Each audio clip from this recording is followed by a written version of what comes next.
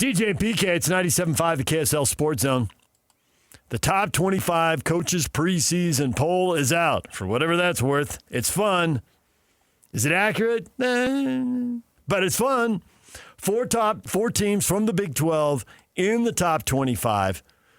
BYU is at 15. Utah is at 21. Of course, Texas Tech is number 12. They're the highest seeded team. And then Houston slides in at 24.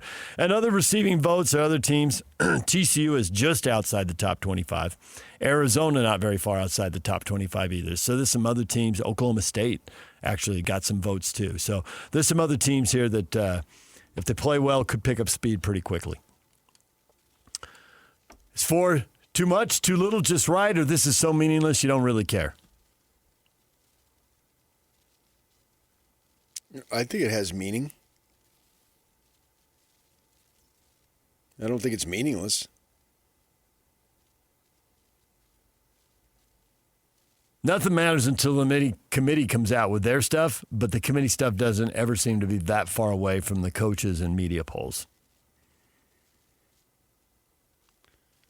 Well, I think for BYU, it establishes that you are a good program, and recruiting is selling. It's perception. And so that it's established expectation. And I'm going to go there because they're a good program. And they prove it all the time. And you have to prove it, but, it puts it out there. And then, so like if BYU say they have a bad season and somebody goes down or whatnot, okay, well, yeah, it's the same thing that we did with the Utes. When they had their couple of subpar seasons, one in which they won 8 games, which isn't bad, but then the next season. And so you want to keep that momentum going. And, if you are not ranked and you're not on the radar at all and you have a 5-7 season, it's because you suck. So, yeah, you can sell these things. You're looking for every little bit to sell. And now you have to sell them to your boosters, and you have to sell them to the donors and all those things. So everything matters. And you can blow it off, and sure, the one at the end is more important, but they all matter. And it establishes the expectation for the team.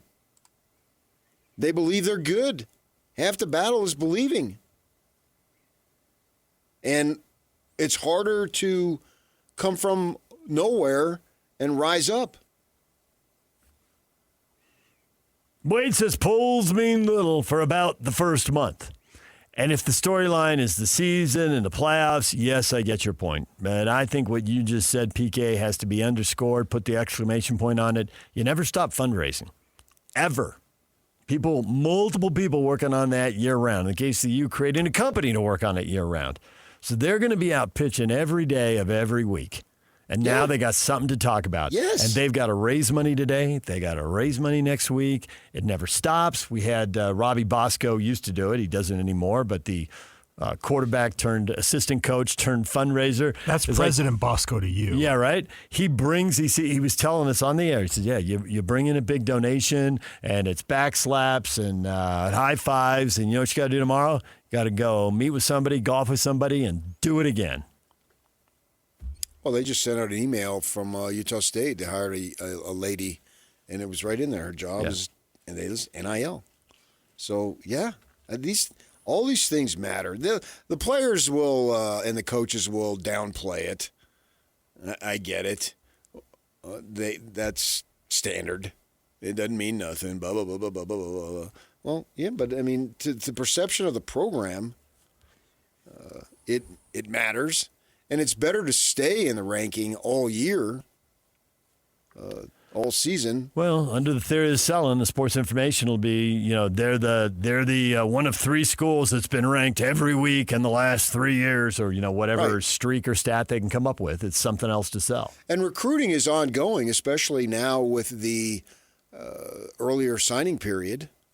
That the February thing is leftovers now. Used to be the big thing, and you had a big parade, basically. But that is they don't have big announcements now because it's usually you're preparing for something, in December. Yeah. But it's there's all of that. Kids commit. That's all happening. But then you've also got the transfer portal, and we've heard multiple coaches complaining about tampering during the season. So, yeah, even if it's during the season, it's an early poll and it's going to change in a couple weeks. If this is when you're going through some third party or doing whatever stuff you do to get a hold of people, well, where you're ranked then gives you something to sell then. Hey, we're 5-0 and we're ranked 8th, and you ought to think about playing here next year. Plus, I think it's a show of respect for Utah that they're ranked at all. With all the changes. With all the that change, they had. yeah. Yeah. By all the change, Kyle, and Kyle.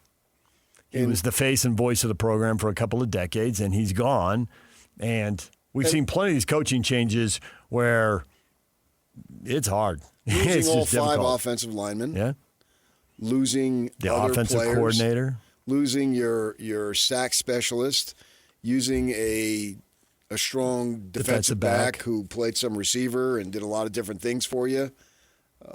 That's gone. He's gone, obviously. So I think that's a sign of respect. Lloyd says, I'm a Utah man, but with a new coach, don't rank us till we start winning. BYU sounds about right, but nothing means anything until the end of the season. Well, it means more at the end of the season. But as we just articulated, I think it does matter. And when you start behind or off the radar or whatever, then you got to hop teams, and you can't hop teams just based on your winning. You usually hop teams based on them losing also. So it is a little easier if you start a little higher. It's a simpler deal. Yeah. And it's not that you can't jump up, and Indiana just did it last year. So certainly it can be done. But they were in the playoff the year before. Mm-hmm. And I think that what you're trying to do is make sure as a baseline you get an at-large berth. Obviously, if you win it all, you don't have to worry about any of that. But what you're trying to do is to position yourself to get an at-large berth if you don't win that game. And then here in a short order, not now, obviously, but in the next X amount of seasons, we're going to do away with the conference title games, and they're all going to be some form of at-large. See what kind of system they cook up. They create on that, and maybe conference winners then become the automatic bids. Whoever that might be, with at least with the Power Four, as far as that goes. I can see them doing that, and that would make sense, because what you don't want is that the regular season becomes so devalued. You've got to have some kind of incentive. There's got to be some juice. Yeah. Because otherwise you're the NBA playing Game 12 and everybody's watching football figuring, we'll figure you out later. It doesn't really matter. Right. And, they can come up with a system. I don't know that necessarily you would have the top 4 seeds, but you're guaranteed a home game or 2 home games or whatever they do if you win your conference. There's got to be something for playing a 9-game season and be the last team standing.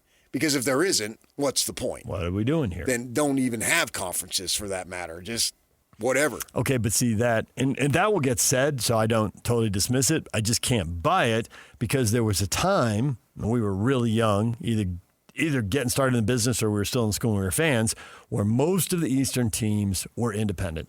And there was no league there.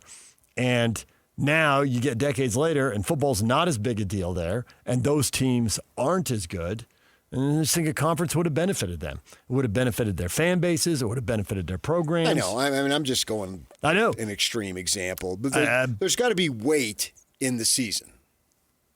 It has to mean something rather than just look. I can recall there's a few years back, the U of A's playing, they're hosting ASU. And, they have the far better program, right? Well, Hurley had a couple of decent teams, and this was one year. And it was towards the latter part of the season, and the Devils are down by 2, and the Cats they could have missed a free throw, and then in the scramble the time runs out, right? Well, they don't, and they make the free throw so they can inbound it, and they're now up by 2, and they throw the ball to the kid in front of the U of A bench, and the kid, I don't remember who he was, he chucks it, and it goes in. I remember that. Right. Yeah. And the coaches on the U of A start arguing with each other. You could see it, right? Because the shot maker is right in front of their bench to begin with. And you could hear him, that's why I told you. And I'm thinking, who cares? It doesn't matter. You're going to the tournament. Your season is going to be determined on what you do going. They lost that game, but it was a fun moment, and they dogpile, blah, blah, blah. But really, what did it matter? It didn't matter.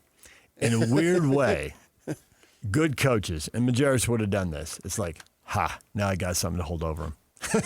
Because Arizona's always really good. Right, and they were going to go. He's right. It's kind of like, guys, here's a late game situation, missed it up. And Majerus was the king of always time and score, time and score. What's the situation? A lot of it was coaching. Yeah. They should have intentionally missed a free throw because then there's a scramble with a bunch of 7-footers and you don't get a clean shot out and the kid chucks it in. And that's the last moment. 55 feet. They can absolutely rehash that and second guess themselves. But the beauty or problem with basketball is that means there's like 40 possessions you need to go over. Yeah.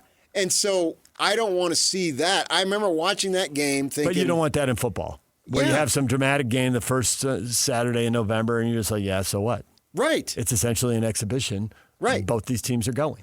Right. Which is a risk in the Big 12 or in the Big 10 when you see Ohio State and Indiana and Oregon. I'm like, do you really think they're going to miss the playoffs? Is Ohio State going to miss the playoffs? We had that in the conference title game. I can recall being down there. The Big 12 game was in the morning, and there was a Chili's right next to me within walking distance of my hotel, and I had it all planned out.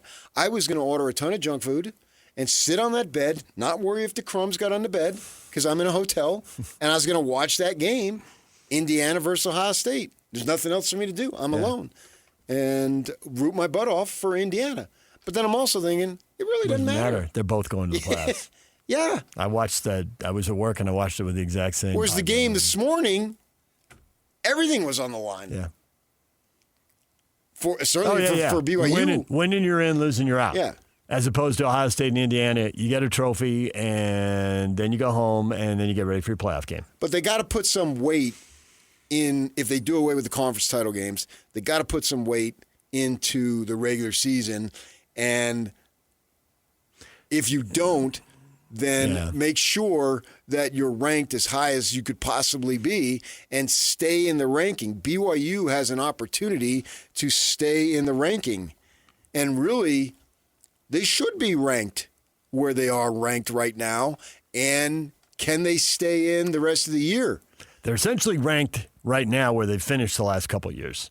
And that goes back to your earlier point about who do you have back? Well, they got their coach. They got one of their 2 coordinators. They got the quarterback, right? They got to replace Jay Hill. So he's gone. So we haven't ranked them this high before, but this is where we finish, where they finished the last couple of years, and they're double digits for the last 6, so we're going to park them about 15. Yeah, and then also, too, if you start and stumble, you have a better chance to stay and be on the minds of that playoff committee when they start meeting. Because they're going to look at that. And they can say they're not, but that's bullcrap. They are. So they're going to check that out. So you want that for BYU. I would think that if they go into November, about the time we start getting the playoff ranking, if they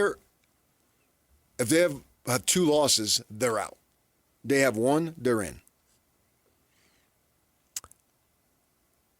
Basically, what you just described was Miami. They started last year at 10. They did have some stumbles. They lost to Louisville and SMU. They did have the marquee win early against Notre Dame to kind of justify, hey, we're number 10. Yeah, and look what we did. Notre Dame was actually ranked in front of them, so they were 6, I think, when they beat them. But there was a whole bunch of who cares games down the stretch. I mean, you got to win them because if you lose them, you get penalized, but you don't really get much for winning them. But because they started in a good spot and they had a nice win, they could handle a couple of stumbles. And if they'd started at 23, good luck with that. They'd been left out like they were a couple of years ago. Yeah. But they built it over a couple of years, got the better respect. They're number 10, and they slide in and get the last berth, and then they play great in the playoff and win 3 times and get to the final. So there's your model for starting in the middle of the rankings. Right. And you want more. And go prove it out on the field. Start high and finish high. That's nice. The other thing I found interesting in this was, we always say in the NBA, most years I can say, I'll pick 3 teams and you get the field. Who will pick the champion? And me getting to pick 3 teams first, I can usually pick the champion. Probably 7 or 8 times out of 10 in a decade.